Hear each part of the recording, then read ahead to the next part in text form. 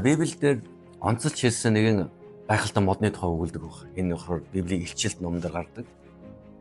Амийн модны тухай ярьж байгаа. Амийн модны тухай. Тэгээд энэ Библиэд ингэж өгүүлсэн байна л да. Илчилт номын 22 дугаар бүлэгт.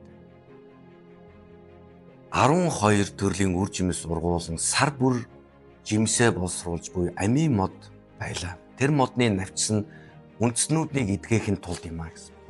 Нэгсэндээ тэр модноос ургасан, тэр модноос ургаад соёолсон тэр навч нь үндснүүдийг хүртэл эдгэх энэ ерөөлтэй маа гэдэг тухай хэлсэн. Тийм учраас Библиэлд онцолж хэлсэн мод байна.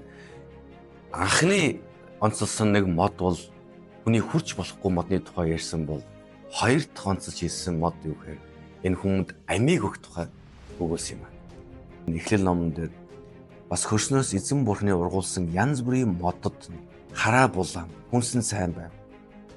Тэр цэцэрлэгийн гол дунд бас амийн мод хийгээд сайн мууг мэдүүлэгч мод байжээ гэсэн. Тэр бурхан хүн төрлөختнийг бүтээхээс өмнө дэлхийг бүтээгээд модыг бүтээсэн. Үзэгсэлэнтэй сайн ийм олон янзын төрлийн модыг бүтээсэн тухай. Энэ төгсгөлийн номд өгүүлсэн мод нь юу гэхээр энэ нь болохоор 12 төрлийн үр жимс ургуулсан сар бүр үр жимсээ боловсруулж буй амийн мод гэлээ. Тэр модноос навчсан үндснүүдийг эдгэхийн тулд байваа гэж.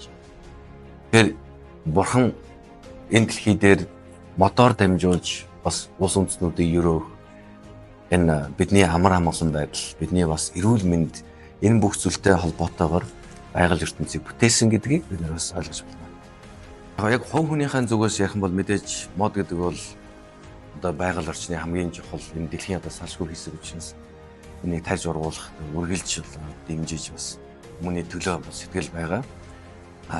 Гэхдээ би хувь хүний үзлээсээ илүү нөө Библийн талаасаа бас энэ тал дээр бас товчхон зүйл хийж өгмөр юм л да. За ер нь Библийн талаасаа харах юм бол ариун бичвэр нь бидэнд гурван үндсэн юмыг хэлж өгч байгаа. Ер нь бол байгаль орчинтой холбоотой, мод тарихтай.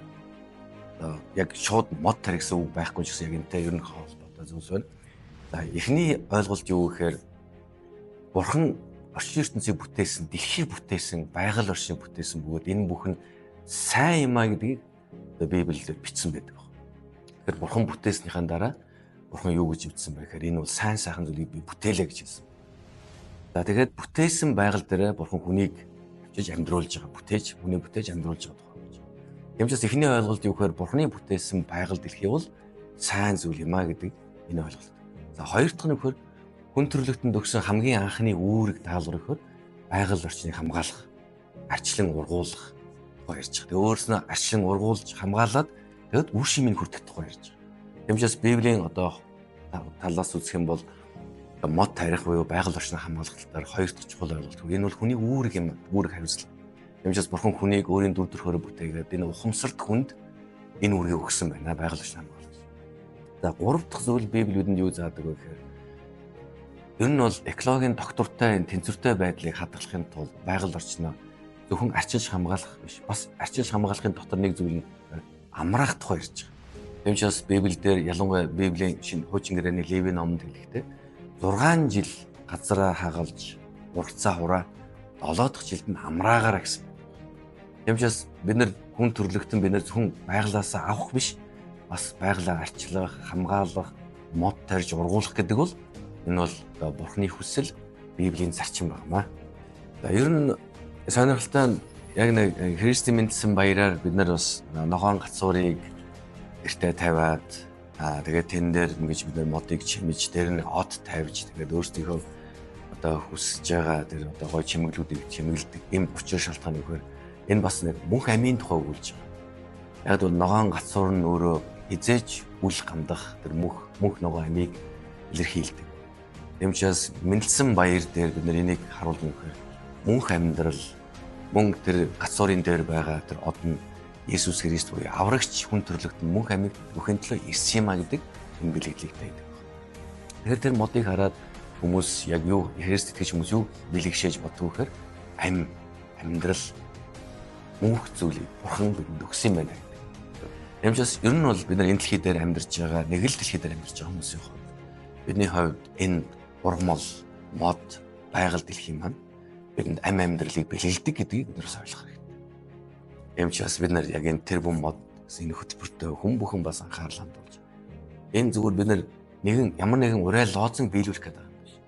Энэ бид нар их дэлхий Бурхны бүтээлийг бид нар хамгаалж, Бурхны бүтээлийг бид нар одоо Бурхны бүтээлийн нэг хэсэг байгаа гэдгийг бас мэдэрч энийг бид нар бас цааш нь хөгжүүлэх зорилготой байна. Мэндэлсний баяраар гацуурыг чимэглэхийн тулд мэдээж тэр гацуурыг байгальдаа урж явах гацуурыг тайрч гэртээ авчир тавих гэдэг бол өөрөө бас их юм сайн зүйл бас биш гэдэг хүн төрлөختөн хүмүүс их ойлгож байна л да. Тийм учраас хүмүүс ер нь бол одоо гэртээ хашаанда мод тарих, ялангуяа гацуур тарих. Тэгээд тарьсан тэр гацуур, тэр амьд гацуураа чимэглэж тэндээс бид нар тэр мөнх амьдралыг бэлэгдлийг бид нар бас харах боломжтой. Тийм учраас бас яг энийг далимдуулж хэлэхэд бидний амьдарч байгаа орчиндөө бид нэр мод тарих, гацуур тарих, ялангуяа Христ итгэж хүн бол мэндэлсний баяраар тарьсан гацуураа халамжилж, ургуулж, тэрийгэ чимэглэх гэдэг бол бас бид нар Бурхны бидэнд өгсөн энэ өрөөлийг хуваалцаж байгаа маш том хэлбэр байх болно.